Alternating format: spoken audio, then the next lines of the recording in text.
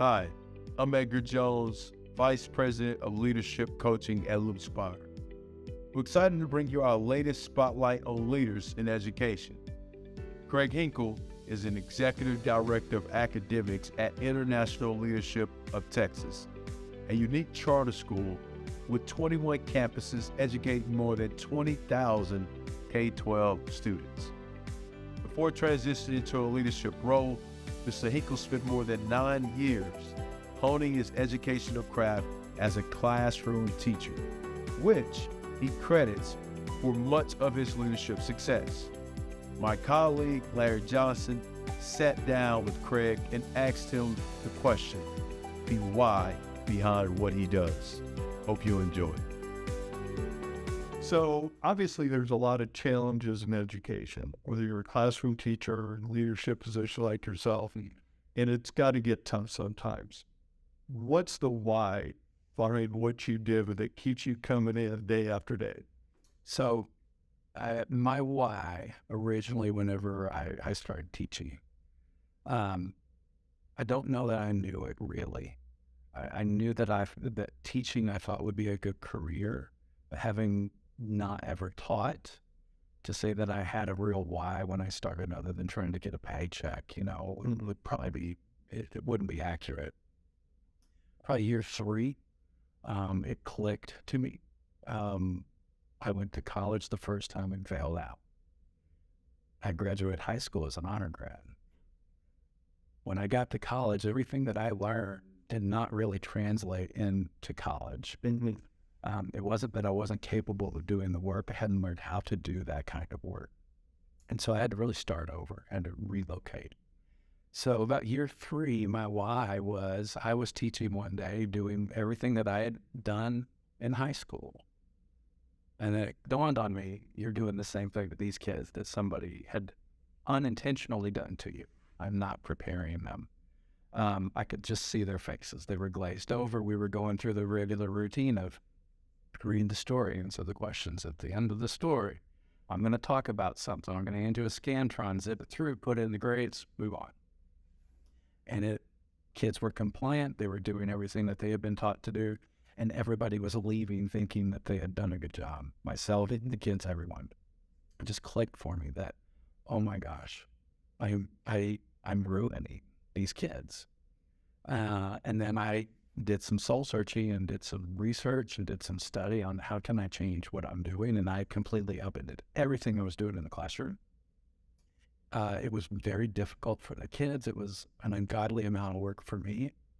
And I started seeing changes in the kids and their ability and the quality and the rigor of the work that they could do. I did that for several years.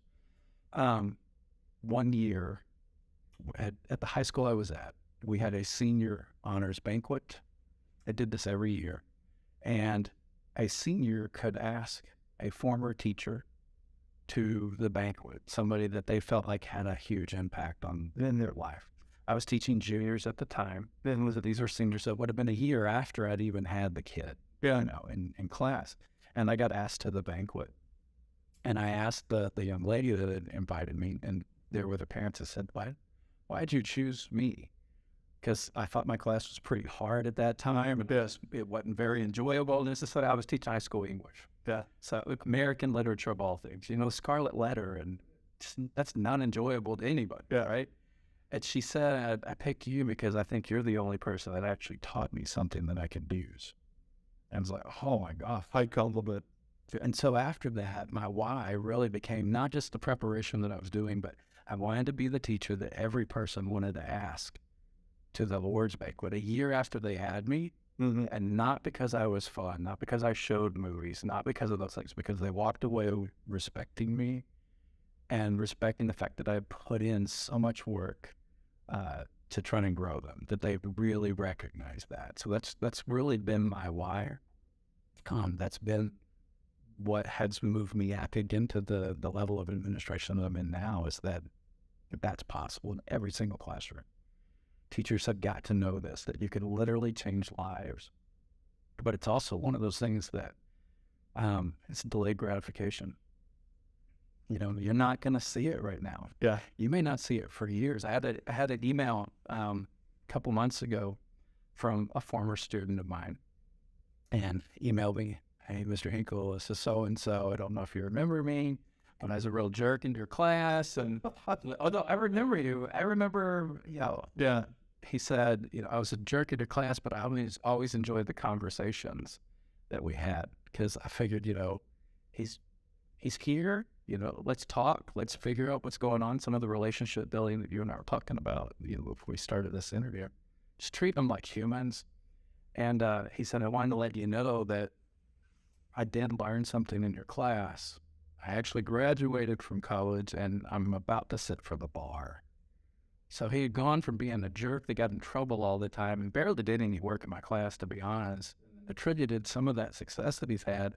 This is like 10 years later. Yeah.